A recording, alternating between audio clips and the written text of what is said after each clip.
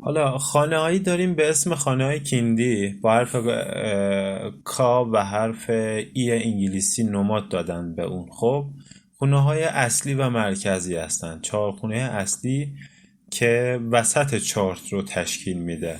خب که به اصطلاح به اینها میخ آسمان گفته میشه. انگار حکمای علم نجوم میگن که چهارخونه وسطی چارت، خب